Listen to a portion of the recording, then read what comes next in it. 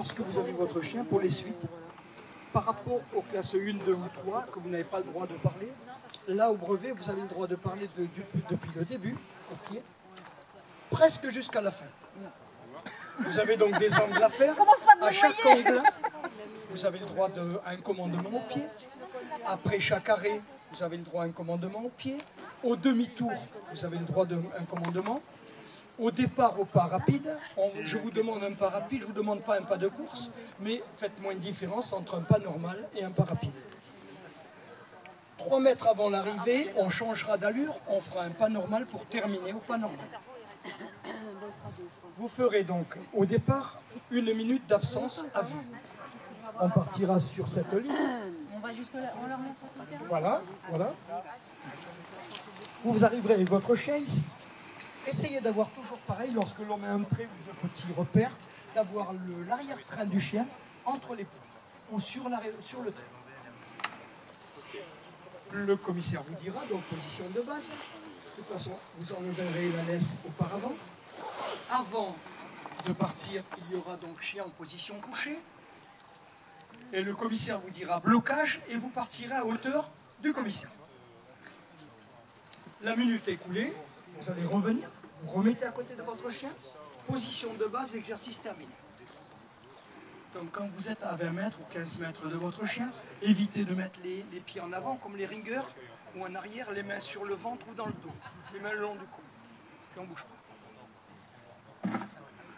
Vous aurez après donc une suite en laisse. La suite en laisse, pareil, avec un départ, on fait la manivelle traditionnelle. Avec les changements d'allure. Le changement d'allure après le demi-tour. Donc toujours pareil. La tenue de laisse dans la main gauche, essayez de calculer de telle façon qu'il n'y ait pas de tension devant ni derrière. Mettez une certaine longueur, de telle façon que, bon, évitez ces tensions, surtout au demi-tour. Essayez de faire un demi-tour harmonisé avec votre chien. On s'adapte, hein, c'est pas de la tricherie, c'est suivant la morphologie du chien. C'est sûr qu'avec le chien qu'on a vu tout à l'heure, à 105 kg, bon, lorsqu'il fait son demi-tour, on peut piétiner et repartir après. Ça se fait même au championnat du monde. Donc, ça se pratique. Voilà, vous ferez donc une suite en laisse et la même chose sans laisse. Donc, il n'y a plus le cordon ombilical. Là, vous allez compenser un petit peu plus, peut-être en intonation, que le chien soit avec vous. Évitez quand même de toiser votre chien sur le parcours. Ayez confiance. Essayez de balancer les bras normalement. Et de regarder à peu près la ligne d'horizon. Voilà. C'est un petit peu dans les suites au pied, c'est surtout ça. Le balancement naturel des bras et le regard assez lointain. Évitez de toiser. Vous aurez après donc un rappel au pied. Le rappel au pied va s'effectuer sur 25 mètres en diagonale. Le commissaire va. Vous irez donc directement au marquage. En début d'exercice, le chien est en position assise. Le commissaire vous dira position couchée, blocage. Vous irez donc en diagonale à la marque rouge.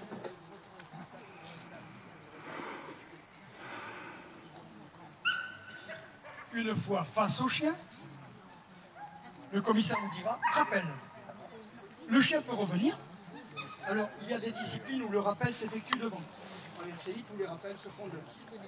Même pas avec les apportables. Donc, on ne casse pas une discipline pour une autre. Si votre chien a l'habitude de revenir devant, le commissaire vous dit position de base, il vous contourne, il revient sur le côté, ce sera 10 sur 10. Si le chien revient directement et se met en position, exercice terminé, ça sera 10 également. Vous aurez après donc le rapport d'objet.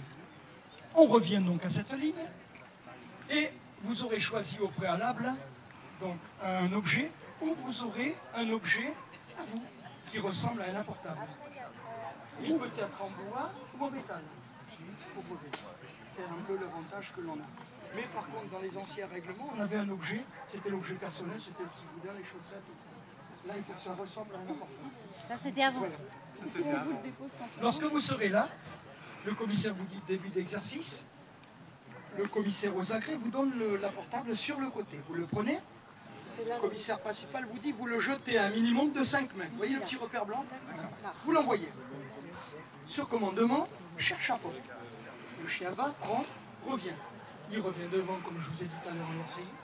vous prenez sur ordre du commissaire, on finit l'exercice position de base. S'il revient directement en position à gauche, prenez exercice terminé. Si, admettons, vous sentez que le chien arrive et que l'objet va tomber, essayez d'anticiper un peu pour éviter un tombé non remis assis. Ça coûte moins cher que des commandements supplémentaires à 2 points. Un non remis assis, c'est un demi-point. Un tombé, c'est un point. Le choix est vite fait. D'accord? On essaye de gagner le maximum de points. Et de ne pas tout perdre. Si vous voyez que le chien est devant, et par contre, le chien est arrivé, il vous l'a craché devant. Vous pouvez vous le ramasser sans vous déplacer. Faites-le. Sans commander. Vous prenez, non remis assis, un tombé, comme je dis. Un commandement supplémentaire plus le chien, le temps qu'il revienne, un autre commandement supplémentaire, ça fait 2 points plus 2 points, 6. L'excellent a déjà sauté. Vous aurez après le saut de haie, venez avec moi. Vous avez la haie on mettra la hauteur en fonction du chien au garrot. Sachant que le maximum ne peut pas excéder 50 cm. Vous avez un trait à 2 mètres et 4 mètres. Vous allez vous positionner votre chien à la distance que vous voulez entre ces 2 points. Moi, quand j'ai mon chien, je me mets le plus près ici et le chien vient dans l'axe. Sur commandement du commissaire, vous quittez votre chien, blocage, vous venez donc entre ces 2 mètres et ces 4 mètres. Sachant qu'en brevet, vous avez le droit, avant de faire le rappel, de vous approcher, de montrer à votre chien la haie, de vous reculer, et sur commandement du commissaire, saute au pied. C'est dans le règlement. Le chien revient devant, pareil, on finit. Le chien vous contourne ou revient sur le côté, se retourne, l'exercice terminé. Vous aurez donc après les positions. Les positions, vous me direz si vous faites les positions à côté de votre chien ou face à votre chien. Cédric? Si vous le faites face à votre chien, vous sachez que lorsque le chien est décroché du maître, vous pouvez mêler le geste à la parole. D'accord? En classe 1, 2 et 3, on le fait. Donc en brevet, on peut se permettre aussi. On leur montre où c'est? Alors, venez. Le commissaire donc est en place. Il ne regarde pas le chien. Il est retourné, il attend que l'ordre du commissaire principal ou du commissaire chef. Si vous êtes à côté de votre chien, vous allez vous positionner, vous là, ici, le chien à côté. Et vous regardez le panneau. L'exercice commencera toujours chien en position couchée. Il y aura 2 positions. Une position assise, 3 secondes, suivie d'une position couchée, 3 secondes. Ces 2 positions étant exécutées, le commissaire vous dit position de base, l'exercice est terminé. Si, admettons, vous avez donc 3 secondes, votre chien ne prend pas la position.